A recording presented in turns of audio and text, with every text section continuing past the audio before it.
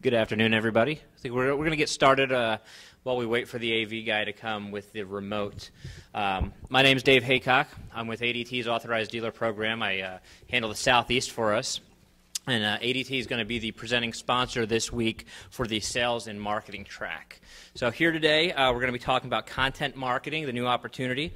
We're going to talk a little bit about some non-promotional content so that way your emails get opened, your website gets trafficked, keeping that message out to your existing customer base, future prospects, so that way at the end of the day those leads convert over to sales.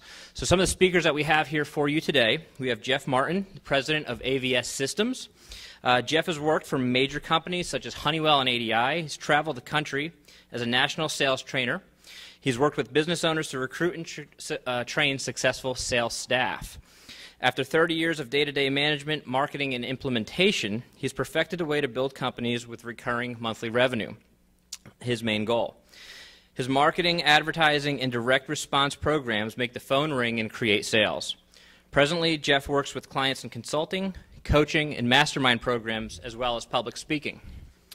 We also have Georgia McAfee, Vice President of Development with Crime Prevention Security Systems. Georgia McAfee co-owns the SDM 100 firm Crime Prevention Security Systems and production company Elevens Productions. She graduated from the University of Florida with a Bachelor of Science in Marketing, and Jeff's not going to hold that against her since she's a Gator and he is a big Canes fan. George is also a professional stage and film actor. In 2009, she was named one of the top 20 under 40 by Security Systems News, and when she finds the time, she likes to play the harp. And we also have Bobby McAfee. He's the marketing director of Crime Prevention Security Systems. Bobby is also the owner of Elevens Production, a video production company specializing in production for social media marketing. As I said, he's also the marketing director for Crime Prevention Security Systems and Custom Home Entertainment. Bobby has a background in professional theater as well as graphic design and computer-based training. Bobby is a regular contributor to the magazine Business in the Heart of Florida for online marketing, and he also enjoys playing the ukulele. Please give your attention and time to your speakers today. Thank you. Good. Thank you.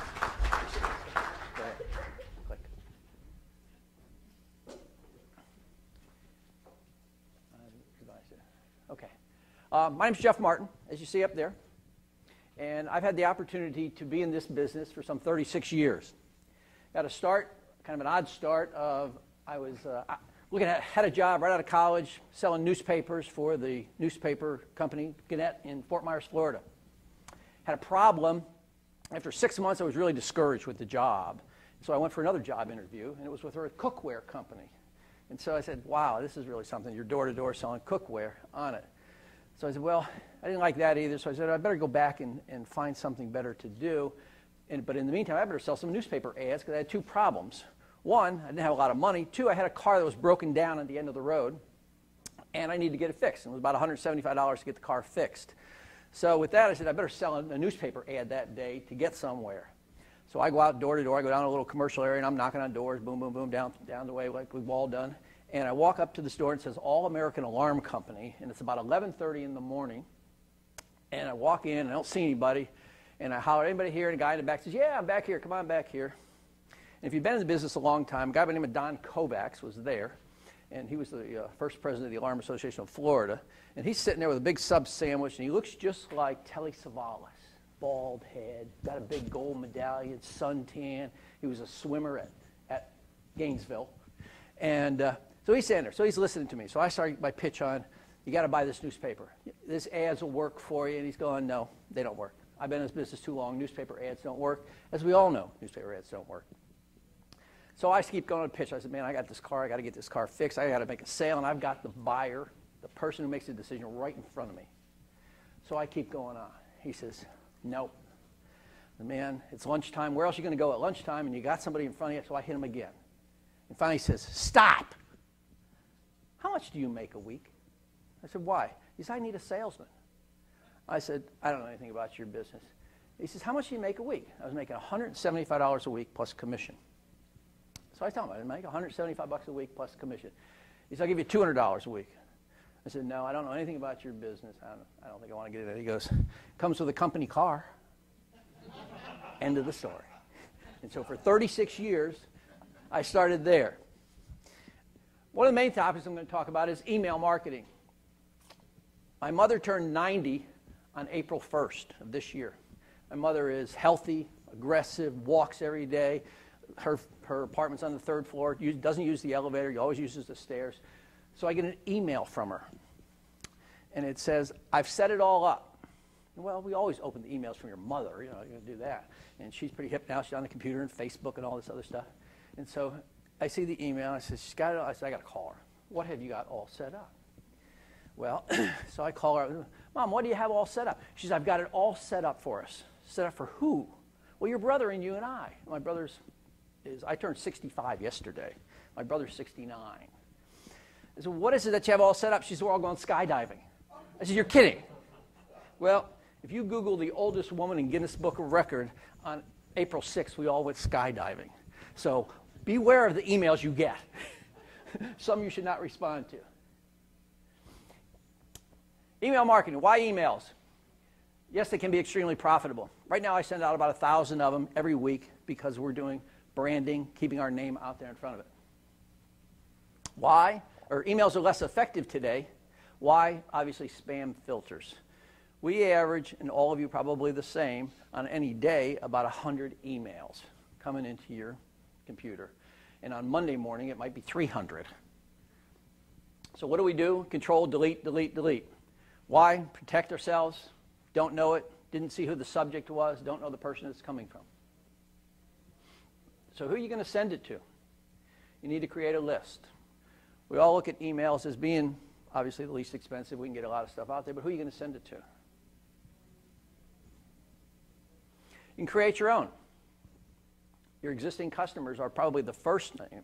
If you don't have your email list of every one of your customers, you should be getting it. You should put some kind of incentive. Send that out in your monthly billing or whatever billing you are. Put some kind of coupon promo in there to get their email address. Get them into your funnel so that you can have it. As it says, have you ever called someplace? Once I have your phone number and your name, I can track you anywhere. And now, especially if I have your cell phone number, because we're not getting that. You can buy a rent list. Google, obviously, the direct mail list, mailing list. RG list is the one I just bought, 1,500 names of business owners in my community. I wanted people that wanted the business owner, I wanted his email address, and I wanted the company to be over $1 million a year in business. I bought it. It cost me $350. They started at 500, so a lot of these things are very negotiable. That was with RG. Sales Genie, we use that every month. Gives us the new homes and new businesses. Another good lead source that will come to you. And it gives you the name, the new homeowner's name, and some dollar amounts, meaning the value of the house. We don't send out anything if it's not over $175,000. We're not going to contact them. Those are address lists, not always email lists. Greenleaf is another one. Business cards. If you do any kind of networking, what do you collect? What do? We all pass out business cards. Well, you need to get a little bit more than just the business cards, a little bit obviously what you're talking about. Is their email address on it? It makes a great list. How to get your emails open. Probably the most important area. When an email comes into you, what do? We all read from left to right. We look at that email and we say, who is it from? Do I know them? And that's where you're either hitting Control Delete or maybe it gets open. Or maybe it gets pushed down the list. I might open it later.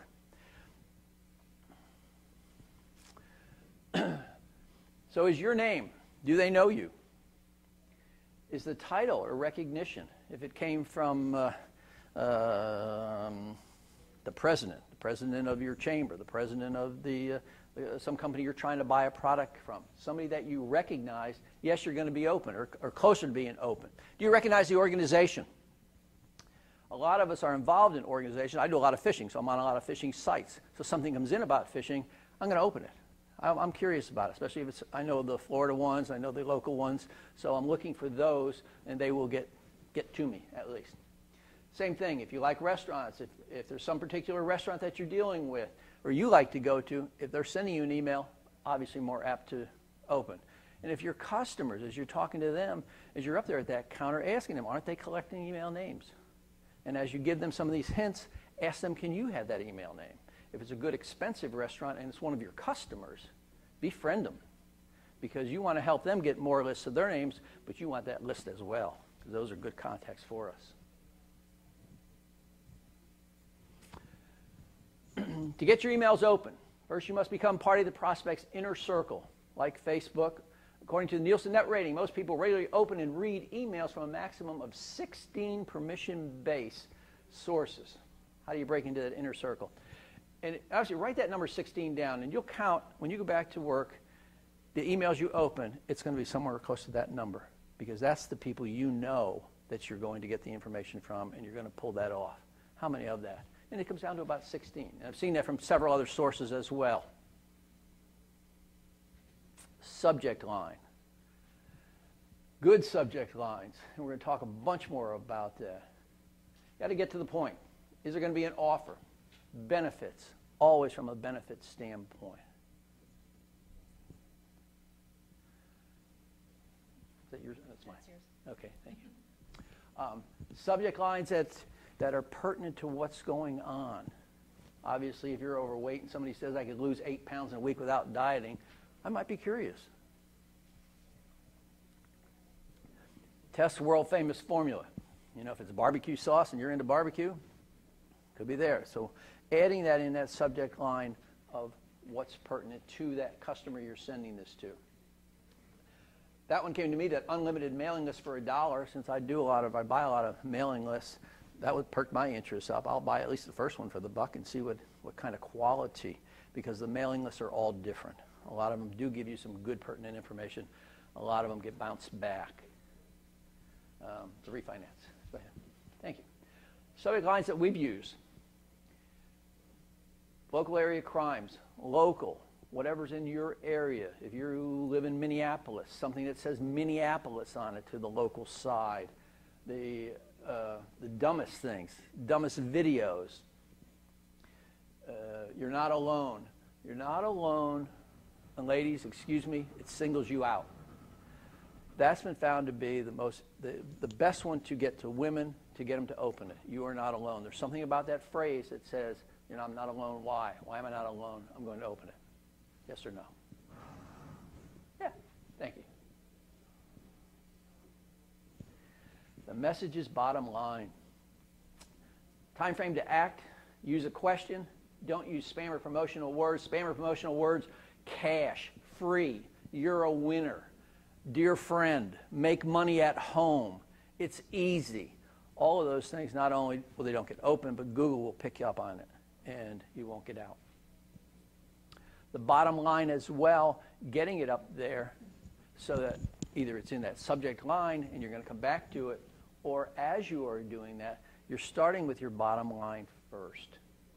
So what do I want? I want them to contact me. I want them to be calling me. I want them to email me back. I want them communicating with me so that I now have them as part of my list, getting them into that program.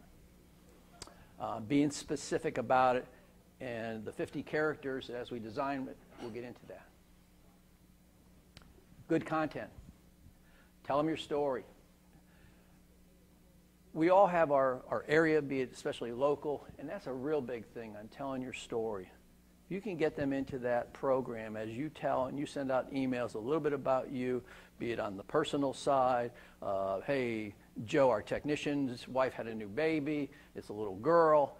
There's things in there that certain people will pick up on, especially if it's to your existing customers, because what do you want them to do? You want them to obviously like you and acceptable to more products, which you're putting out there. We're trying to sell something, but we don't want to be blatant about it. We want them following us to get back to us. Company news, I'll show you what more we do it. Pictures with pets.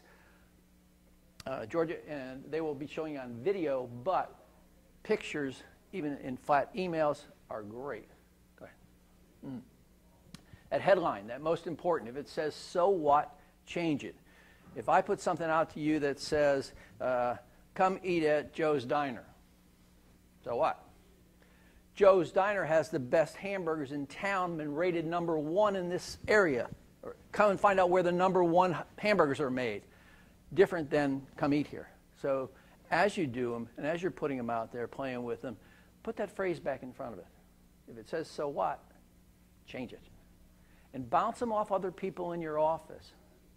not just the salespeople. The girl that answers the phone or person that answers the phone up front is excellent for saying, "Oh, I see that. That comes across," because they're getting those same emails coming into their position in there. When the 2% do open it, now what? If you get a 2% to 3 or 4% opening, you're doing real well. And I'll show you a way that we're going to get it up to 20%. So that's on average. 2% is about the average amount of openings. So now what do? Now you've got their interest when they opened it. You've got to start telling that story. You've got to pique their interest. Remembering the pain and benefits. Solve the problem. They don't buy products, they buy benefits. It was stated the other day that, facts tell, emotions sell. So with the same thought in mind, if you can get it to there, what's going on, be it in the community, in a neighborhood, is there a fear situation, something to let them know, solve the problem. Bullets. Make it easy to read. Repeating that headline, what was on that subject line, repeating it, doing it in a format. You have only about 3 seconds from the point they click on it to get it to their attention. So if you're using a bullet format, they're reading the headlines. When we look at a newspaper, we look at the headlines. Then we decide what are we going to read more into it, sometimes with a book as well. So it's looking at it from that standpoint of we've got to get their attention. We have limited, very, very limited time to get their attention. So you better put it in some kind of format that gets it. What is it? Give the offer. Create the urgency. What is the urgency? Be it a limited supply, time is running out, we only have so many, good until the end of the month. When we send out different types of target marketing pieces, everything has a date on it. This is good until the 20th of the month, 10th of the month, 3 days from now, it's all over. We only have so many. So you've got to put some kind of urgency. You've got to put something in there that lets them know they need to act now, having that date line. Special offer on top of the above to get if they act by this date. It's kind of like the PS, PPS, PPPS. If something comes to you in the mail, a direct mail piece, and it has a PS on it, as you're scanning down through it, you're going to jump down and read the PS. We do it all. And if there's a second one, you'll read that one as well, because if my PS offer was get 2 for the price of 1, and my PPS offer was get 3 for buying 2, or get a friend to buy 1 and I'll get an extra bonus, you read these things. So it's that first line, getting the subject line, using some high point bullets, and then the PS works. So the same thing here on an email. If you've got their attention, they've opened it, they're going down through it, you've given them a deadline, and then if they act by that time, I'm going to give you something else. Because we're all looking for them to contact us back. So when if they've called you back or contacted you back, you've captured them. But now you have to give them that offer. You've got to give them something to keep that interest up in there. Bold colors. There's still a lot of old monitors that are still in use. So you got to watch with the new systems and new LCD screens and that, the colors are fine. But you get anybody with an old monitor and you're trying to put red out there and pink might be offensive to them, it might be pink. So you got to watch what you put out when you're using colors in those. According to Bob Bly, Bob Bly is internationally known email. He's got books out on email marketing, and it sends out over 400,000 emails a month. You do it by creating an e-Zine newsletter, published monthly with good content. Readers will come to value your publication and establish a relationship with you. Short news bulletins can be sent more frequently. What he's trying to do, and that's the same thing I said earlier, try to build that relationship with your customers. Once you have the list, I send out close to 1,000, and our opening rate is 22 to 25% because we've built a relationship. We're giving them news every week. We have products in there, information in there that is pertinent to what's going on, crime facts, things that are happening in the local area. So we have a better track record with that. So it's that type of idea. That's the same thought of, I mentioned phishing. If you're involved with something, if there's another area that you can bring in that's pertinent, if you're a volunteer with some organization, that maybe that's pertinent information, that you are the rep or you're the company owner, you're the person from the security business, they know you, but talk about something else, getting something else. We have a whole thing with our company that one of our biggest customers happens to be a nonprofit that houses men.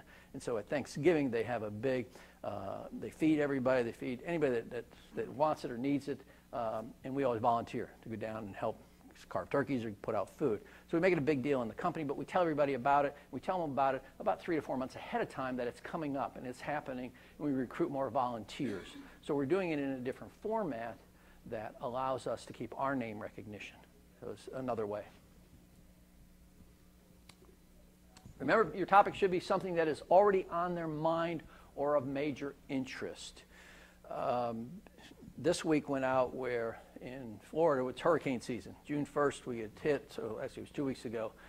The topic was obviously on hurricanes and on from a security standpoint of making sure you protect the building, but also looking for leaks. Leaks cause shorts. We do a lot of fire alarms, so we talk to people about that. When they see these type of things, if they see a leak, be sure to get it fixed right ahead of time so we can solve an alarm problem or service on that side. And windows or doors that are loose or shaky, to get those sealed up. Other free tips that are part of our pertinent information to them, because there's something that's happening. All the weathermen are out. They got all the weather reports. We have every grocery store has hurricane maps, so it's on people's mind at this time.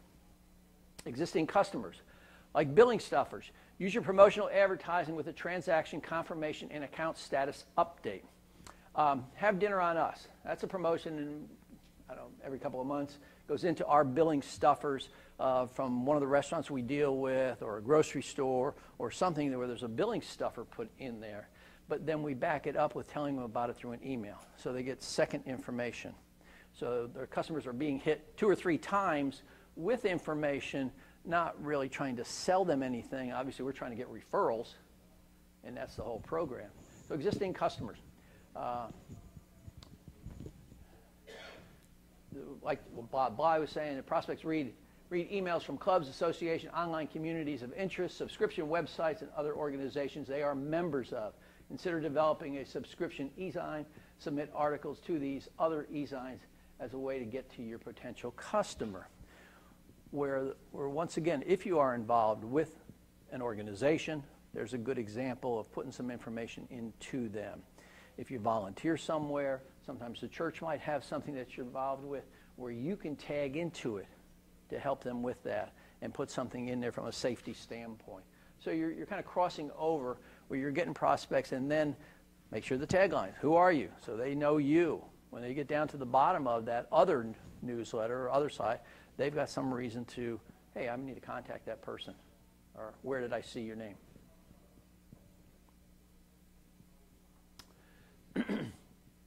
I'm in Pensacola, Florida.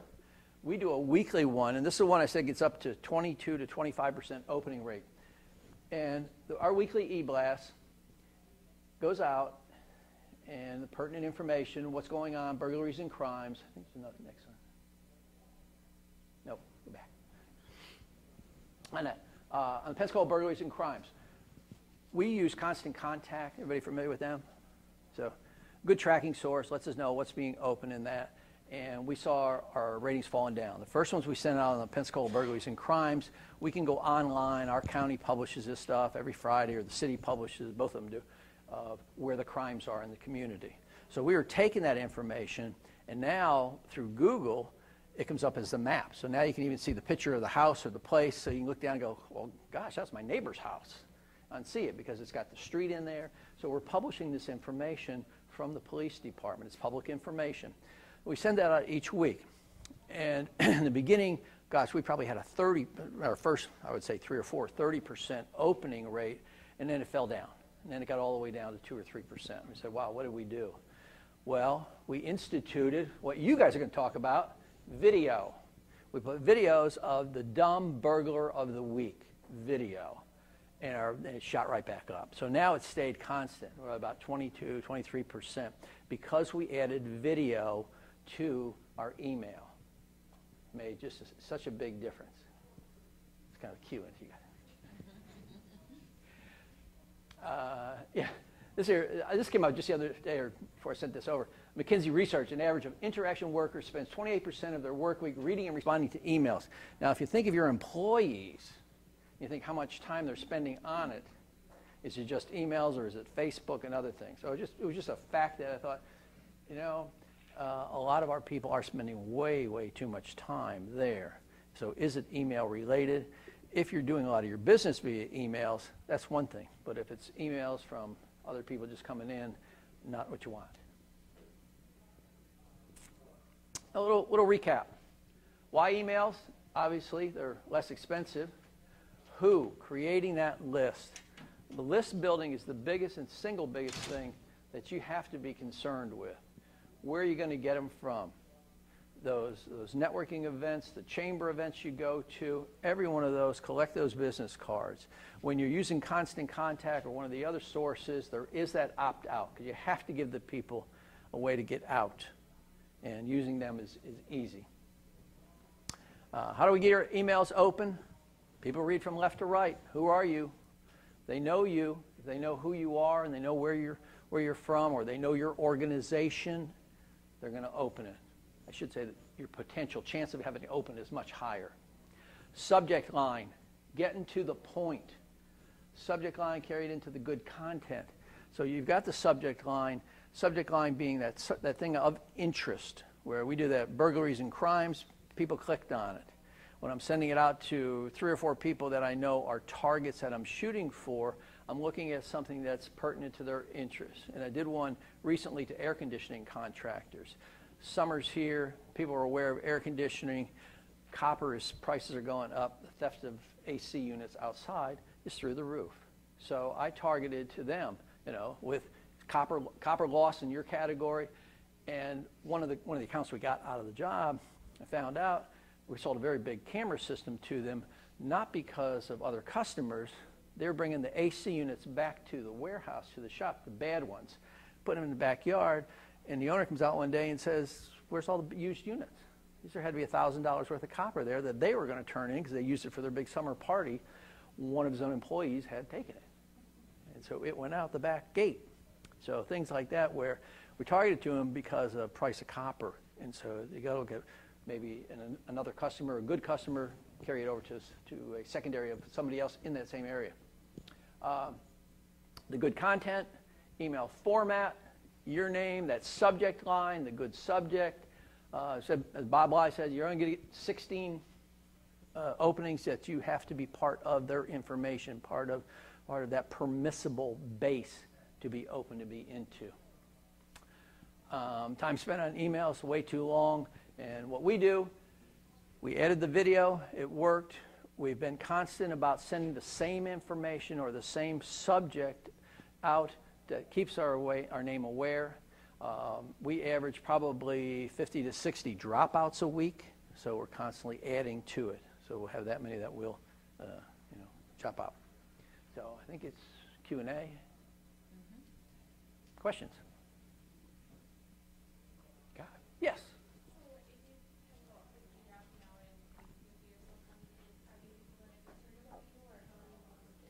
I'm buying most of the list from that. I do have 2 sales reps that probably average 50 new businesses a week. So they bring in business cards, which is really good because now there's a double exchange. They've received one of our cards, so there's some reason for them, okay, oh yeah, that guy was in here last week. Now we've got a card from them. So we follow up with that.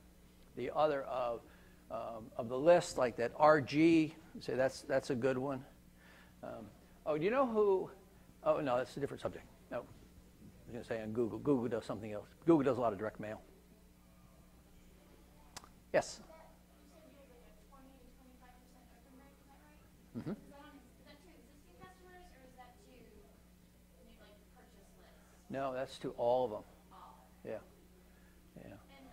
Because of the local nature, it's a subject of interest locally.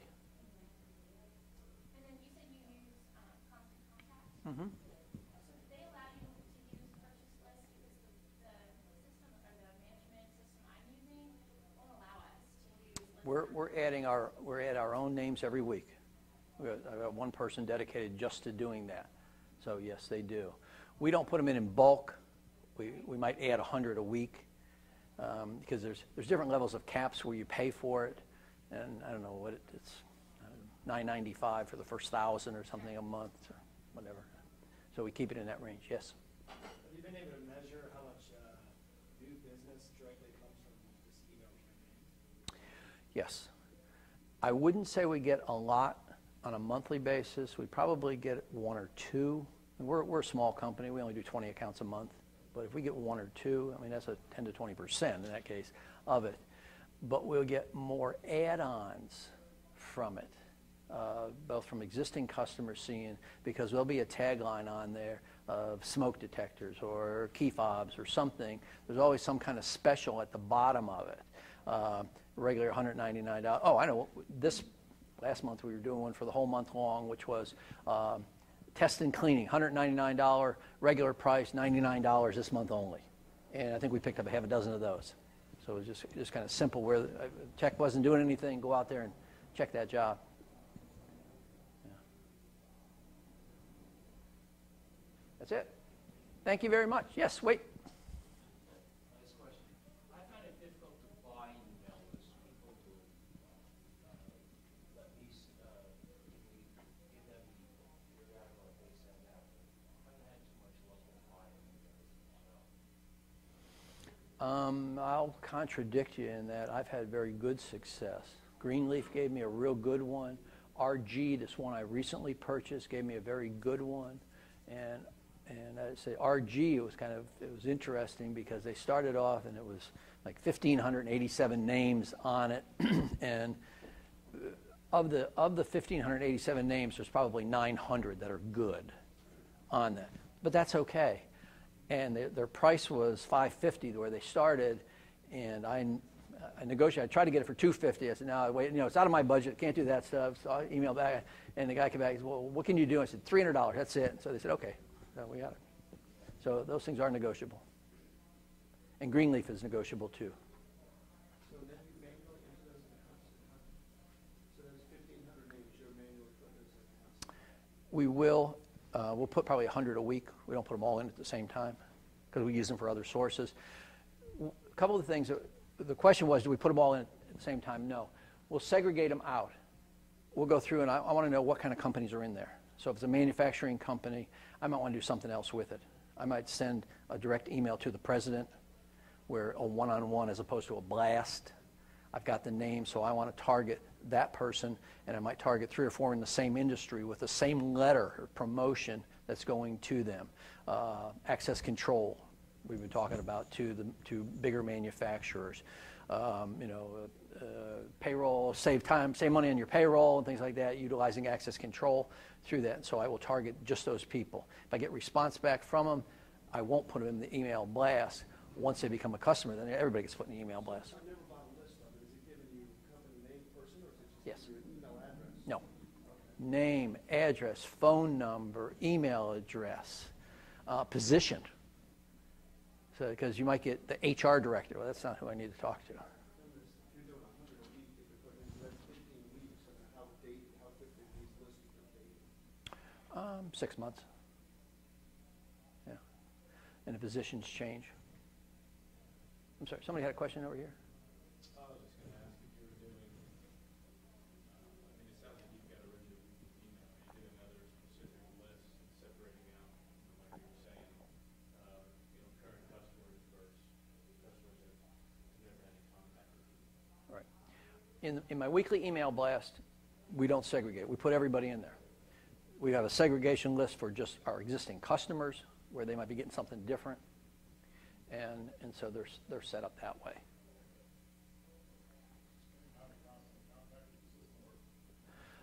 Constant Contact, it's you buy their services, you put all of your email lists into it, you actually email the whole name list and your whole email blast to them, they send it out.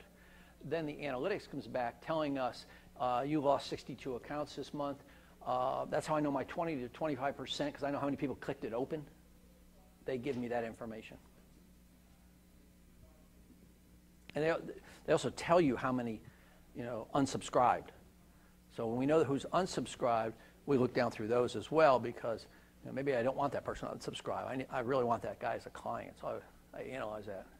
And I say I personally don't do a lot of this. I've got somebody that does this. And that's something, if you say, I don't have time to do this because I've got a small company, we do too. I hired a person for 15 hours a week, a girl, and it changes about every 3 months as the schedule changes. 15 hours. Yeah, yeah. No, she gets $9 an hour, 15 hours. But I go to the university, and I get them from the university. And I know they're only going to be there 3 or 4 months, and that's okay. And so we roll them, and they're there a couple days a week. Yes, sir. Just a comment about constant contact, sort of tag on your question. Lots of people in business really don't have a lot more time to maybe create this campaign we're talking about on constant contact. They have services within services. You can, for about $30 a month, subscribe to the basic constant contact email service that we described.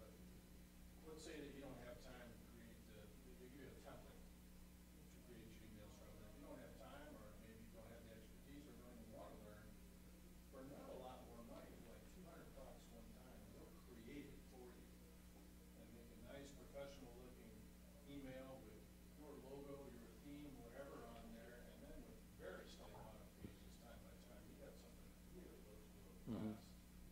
And Yeah, very professional. the emails that get open, the ones that Look good with a good subject line. You got to have something of interest. Yes.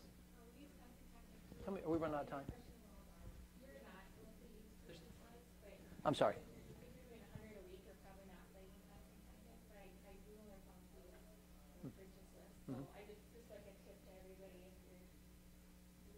If you're purchasing them? Right, because I've spoken just actually last week with somebody. We uploaded a bulk list of our existing contacts, which like that's all means that you can't write a list. Like in it, but that's I do know what the input cost is, so that's probably Right. what you're able to get. Because we're putting it, yeah, because we're putting them in smaller amounts. Yeah. Thank you.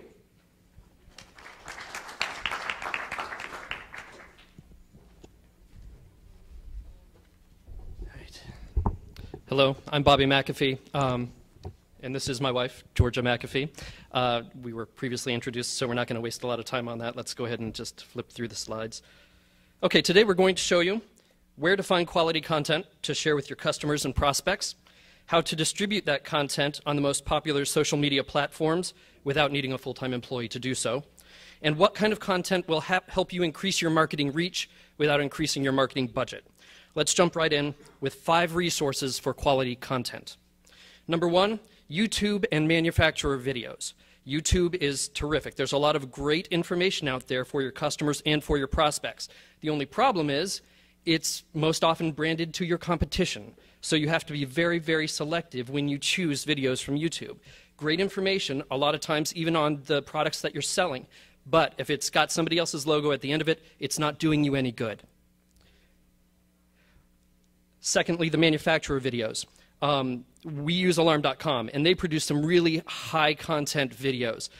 They also offer co-branding for a price. So reach out to your manufacturing partners. Look at their YouTube pages. They may have some really great videos that you can use from YouTube on your Facebook page, on your social media, or they may also have a program where for a small price you can have your logo put on the end of their videos. Reach out to them. Ask them if they have a program like this. It's worth looking into.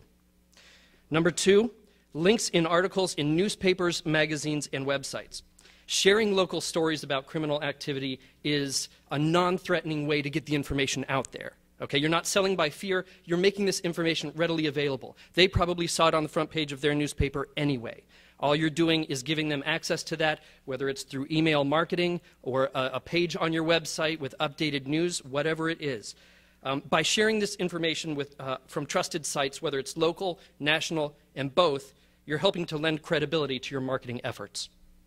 Number 3, happy customer testimonials. This is huge. People are doing so much online research right now, especially when it comes to service-providing companies. They want to be sure that the company they're going with is trusted and that your customers are happy to get up in front of a camera or write a testimonial and say, this company is great, I trust them. I trust them with the safety of my home and family. Okay? What we do at Crime Prevention, we offer a month of free monitoring. if a customer is willing to do a short 1 or 2 minute video testimonial. They come in to buy a battery, I go right up to them. Would you like to get a month of free monitoring? And I have my video camera, I capture the testimonial, and from there, I've got the video, okay? I can take the transcript from that video and include that text in my email marketing, include that text on the blog. Of course, there's a marketing release form that they sign. They understand they're getting a month free and, whatever, we can use it. All right, so repurpose the information you get. Don't just let information live in one space. Use it as many places as possible. Next, tutorials and advice from your technical team. They probably do not want to be in front of a camera, but it is worth it if they can just walk through with you how to change a battery on a Simon XT. That is the most popular video that we've got right now. It's received over 300 minutes of people watching this video. That's customer service for our employees. If somebody's looking at our company and trying to decide between us and our competition, they see that we've got customer service right there on our website, that we've got these videos available, they understand that we're going to be there for them after they buy from us. Also, with regards to the technicians and the video tutorials, this is something that could help your service department. I mean, is your service department got one phone in this ear, one phone in this ear all day long? If they do, having tutorials that are helpful and short online will allow those calls to possibly go down. All right, so this could help them from fielding a lot of those calls that come into the office. Number 5, online crime reports. So there are several websites that provide free recent crime reports. All you do is you plug in the zip code and it gives you that activity in that area. So there are a couple of ways that you could do this. You can get email alerts from these companies. And I believe most of these are free also. You can either get email alerts or you can just include a link on your email marketing or your website. So your customers can say, oh, okay, they click on the crime reports, plug in their zip code, and they see for themselves, again, another non-threatening way. You're not selling by fear, you're providing the information, and they see what's going on in their neighborhood. So those are 5 suggested resources for gathering quality content for your marketing. Now, with regard to creating original video content for your marketing, we've had a lot of people ask us about viral videos. How do I make a viral video? Oh, I saw this great video. This company got so many hits on YouTube.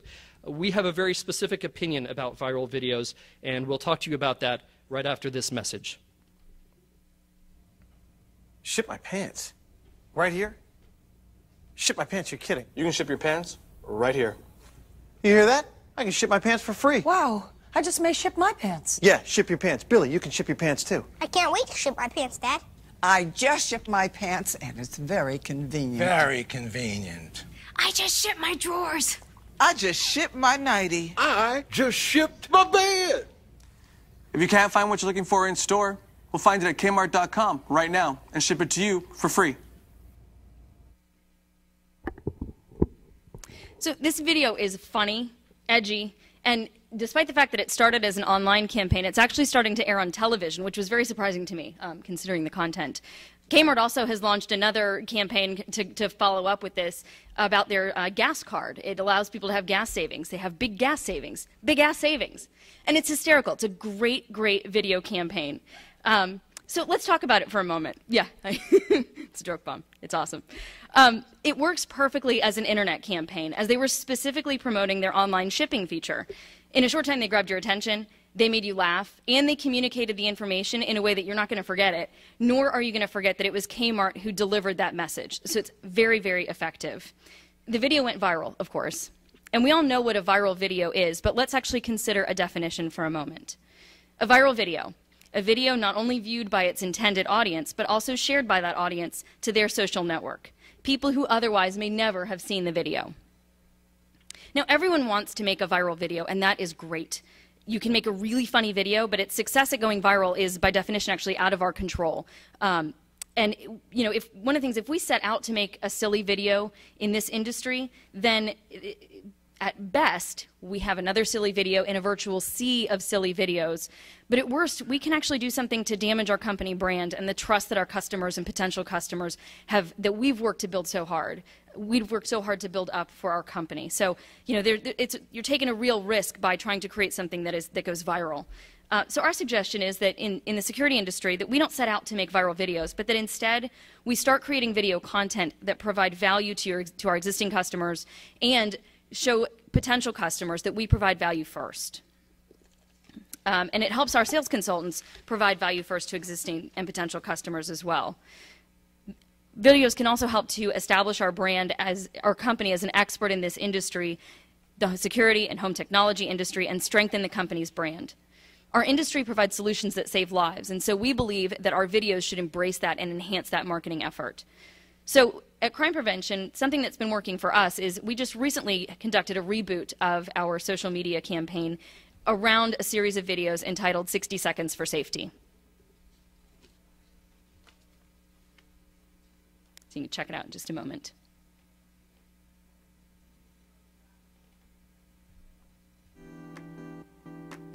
Welcome to 60 Seconds for Safety.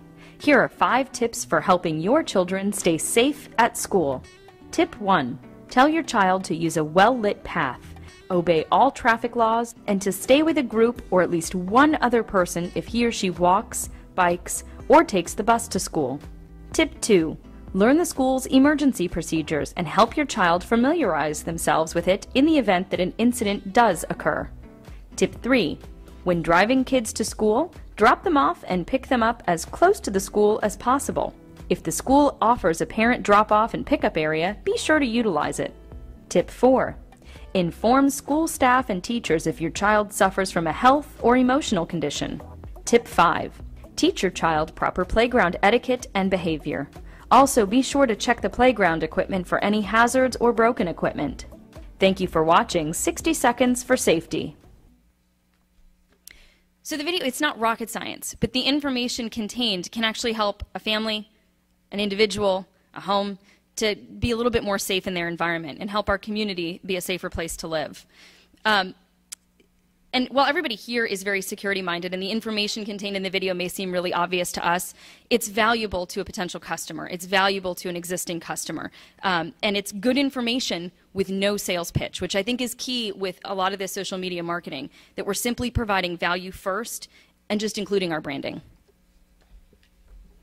Now, with regard to including our branding, I wanted to make sure when I created that video that our logo was on the beginning, on the end, and in the middle. Why? So that somebody else looking for a great video on YouTube wouldn't steal the video that we had made and use it for their company. So even if somebody says, hey, this is a great video, I want to use it, they're going to see it was made by Crime Prevention Security Systems. So our name is still getting out there. Distributing your content marketing online can be very challenging as there are so many sites to keep up with. There's Blogger, Constant Contact, Pinterest, YouTube, your own company's website, Facebook, LinkedIn, and Twitter. 8 sites. 8 online obligations who have no sympathy whatsoever for your busy day. 8 of them, 1 of us. This is not an unfair fight. This is not a fair fight. So how do we maintain a manageable social media strategy when there are so many sites to keep up with? Well, we level the playing field. That's how. We stop focusing on the 8 distribution channels and instead focus on what we want to say instead of where we're going to say it. 1 of us, 1 message. So here's the strategy. Create 1 message a week, just 1 message a week, and repurpose that message across all of the social media sites that are relevant to your company. Now, all we need is a plan to develop the content to distribute and how to distribute that across those channels. This is how we distribute that video, 60 Seconds for Safety, across the 8 social media platforms that we use. Keep in mind, the content, it can be whatever you want, whatever content that you use. We choose video because it's engaging, it's affordable, and it's easy to apply across all 8 of these sites. And these are just 8 of the major sites. There are obviously new ones cropping up all the time. So the first thing we do is we upload the video to Facebook. By uploading it directly to Facebook, what we're doing is we're securing that that video is going to be easy to find for people who have liked us and become friends with us on Facebook. If we were to just include a YouTube link on our news feed, it would get pushed down and eventually lost as more information was put onto our Facebook page. So we keep it safe, we protect it, and all of the comments that people have made for it are protected as well, so people could see that. Second, we upload it to YouTube, and this is where you get the link to use across the rest of those social media sites. For Blogger, we introduce the theme of the video and then a link to the video. Now, since it's a blogging website, you can also take the transcript from whatever you've got. If you've got text of a script or whatever, use that as the blog post. We like to include the link to the video as well. For Pinterest, we created a board and pinned a link to the video. We use Constant Contact for our email marketing. We love the reporting features that that has. So on our So what we do is we create a link to the video, but we create a video content block. And what that does is when they open the email, they see, oh, that's a video, it's got the little playhead thing, they click on it, and then it launches YouTube in a different window. But it's visually, they know right away, okay, this is a video. For LinkedIn, we create an update to our company page with an introduction of the video's theme and then added it to the video. Most of these sites will create a thumbnail automatically, by the way. That's not something that you or your marketing department is going to have to do. These sites just kind of do that on their own. For our website, we have a page that lists all of our safety videos. And, okay, here's something for your sales team. By having content that your sales team can link to, this gives them an opportunity to provide value first, for example, after a networking event. So you've convinced a sales consultant to actually go out there, go to a networking event, exchange business cards, shake hands. Maybe they have a conversation about somebody, oh, yeah, school's getting ready to start, you know, and, oh, well, hey, you know what? I've got a video I can send you. Let me email you a link. Okay? So it doesn't matter what content that you've got on video or even if it's a blog, if your sales consultants are out there meeting people, help them provide value by building a resource, building resources for them to pull from to follow up with potential customers. Okay. Manage your social media by reducing the amount of time your company spends on creating new content for a site. If you stick to one message a week and repurpose it, that's the week. All right? Take one message that fits your brand, use it across the social landscape. If you have a marketing intern, which we highly suggest getting a marketing intern, they can knock this out in 3 hours a week. Okay? There's also a website called Hootsuite.com. This website will schedule your social media posts for, I don't know, several weeks, maybe a month even. But if you've got the content preset, then you can schedule it out. Again, this prevents your marketing department from having to use a lot of their own time trying to keep up with social media. So if all you want to do is distribute your content marketing effectively across social media, then you can stop here. However, if your goal is to make the most out of the content that you're creating for yourself that is branded to you and the networks that are untapped by your competition, then consider this. Regardless of how big your marketing department is, it's not big enough. You don't have enough people helping you to find, create, and share engaging content. So to expand your marketing department, don't hire more people. Inspire more people. Inspire the people that you already have. So how do you inspire your employees, not necessarily the ones who are in your sales and marketing department, but across all departments in your company? How do you inspire them so that they actively want to promote your content across their own social networks? So here's a strategy for your consideration. Engage them by encouraging them to create content for social media sites that they are already using. I guarantee you there's a number of your employees who are already actively engaged in a lot of different social media sites. And a good place to start is by encouraging them to share or retweet your company's weekly message. And then encourage them, perhaps through a contest, to create content of their own that your marketing department approves beforehand. One of our best writers is a Central Station supervisor, and she has created a lot of our blog posts. And she's been a really valuable resource for our company in creating some very good content. Our accounts payable clerk loves sharing photos on Facebook. She actually recently won, she called into the radio and won lunch for all the staff in the office and took 1 million pictures of everybody with this local celebrity and posted them on Facebook. And she has a huge social network. And so, you know, we got to show a little bit of our company culture through this one experience because she took the photos, she tagged crime prevention, and she shared it on her network. It was great. And then on Pinterest, which is one of my favorite social media sites, our receptionist is very, very active on Pinterest, has a lot of huge board, and she also really likes to now create some of the content for us. And so we're starting to utilize her as a resource to create infographics and things that are really valuable on Pinterest. But it works on all social networks. I mean, you have employees who are going to be very active on Twitter, very active on Facebook. It just depends on what their specific interest is. Our sales team has become very engaged in LinkedIn, and that's helping a lot of our sales consultants to really connect it with people in the business community, and it's been a very valuable resource for them. So by encouraging your staff to contribute to your social media content, you've actually grown your content marketing without growing your marketing budget. And you've reached their network of friends, a network that is much larger than your own company's network alone.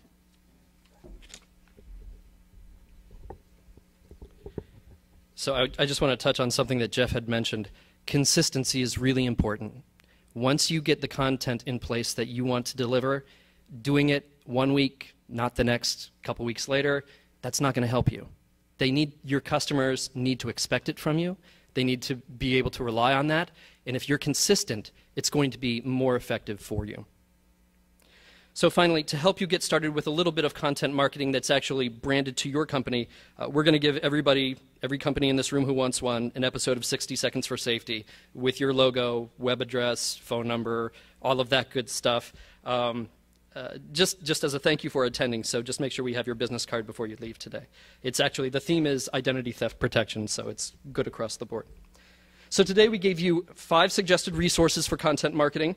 We showed you how to manage your social media by focusing on one message a week that strengthens your brand. We showed you how to distribute that content across 8 of the major social media sites.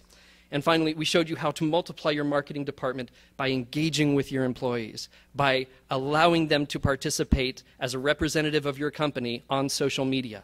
Now, that being said, you will need to set guidelines as to what is appropriate for them to do via social media. All right, and everything that they do should be approved by your marketing department. So find your message, have more people tell it with you. That's the new opportunity. Thank you.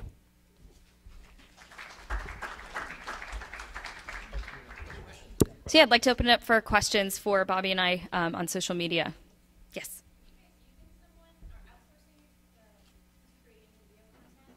We own a video production company. We launched one recently, and we had been producing our videos in-house for a very long time. So just something we enjoyed doing, and so we had been doing it. So yes, we don't really outsource it. We keep it in-house.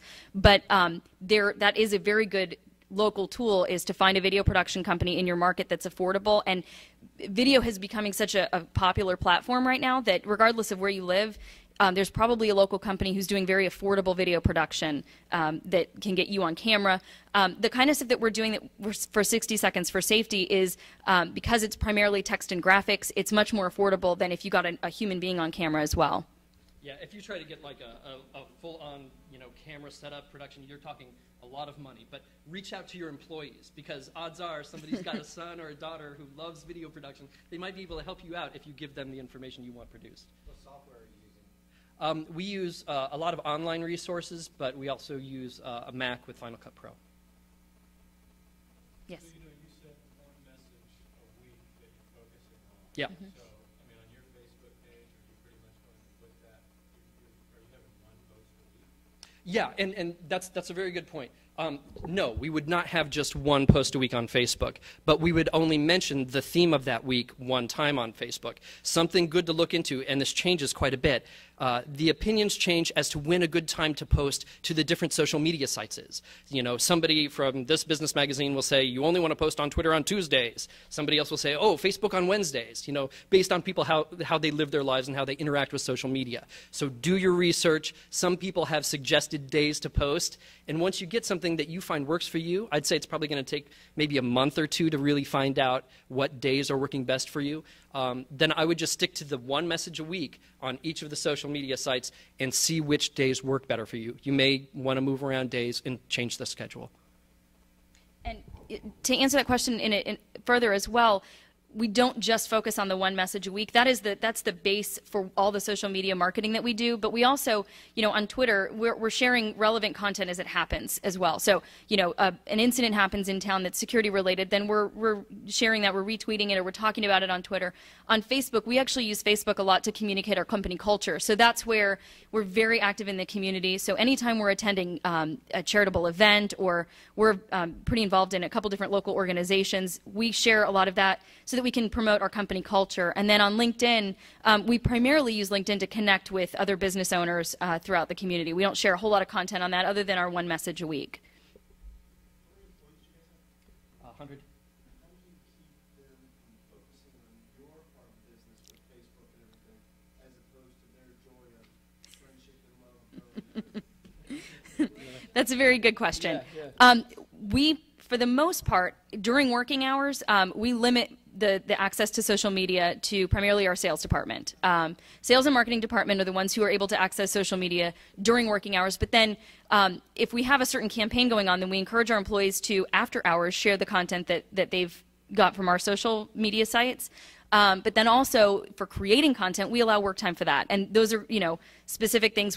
We're launching right now a contest, video contest, where somebody would get a local business owner that we currently monitor for to get on camera with them and do a very short video that could be used both on Vine and on all the different social media outlets through YouTube. So we limit it, but we encourage it. Okay. We had to go through the same thing. We've only got 40 plus, but it's literally our sales department computers have access nowhere else. Yeah. But I just wondered, the after hours. Oh yeah, now you want me to help you after hours. I can see someone goes, oh, I can't touch it during the day, but after hours. Okay, so this is where a company contest comes into play. How do you incentivize employees? Cash, okay? So what we're going to launch is a video contest, because guess what? Everybody's got a camera. Not everybody can tell a story, okay? But they've got the cameras, and if they go up, they get with the marketing department and say, okay, hey, I eat at Joe's Pizza Place all the time. I love their pizza. I want to make a video. Okay, great. We send them out. We talk to Joe's. We say, hey, Joe, is it okay if one of our people come out there, film a short video for you, and we post it on our social media page, but then post it on your social media page? All right, and Joe says, yeah, sure, come on over. The marketing department sees the video, approves the video, posts it to our Facebook page, our business partner's Facebook page. Guess what? Our logo, because they show the sign in the front, they show the sticker on the window. Our logo, our information is not just going out to our networks and our employees' networks, all right, because the winner is the person who gets the most likes, comments, and shares, okay? So the employee is broadcasting our logo across their networks and then sharing it with our business partners' networks. What is the definition of a viral video, all right? It's a video that is shared and seen by people who otherwise would not have seen the video. So you have organically begun a viral video campaign that isn't based on a silly joke or a twist on a phrase. It's based on you providing security to your customers and your business partners. How cool is that? So. Yeah. What pointers and tips might you give for to increase your Facebook following, your social media following? Because if you're starting from scratch, I find that it can be very difficult to build that following. Yeah.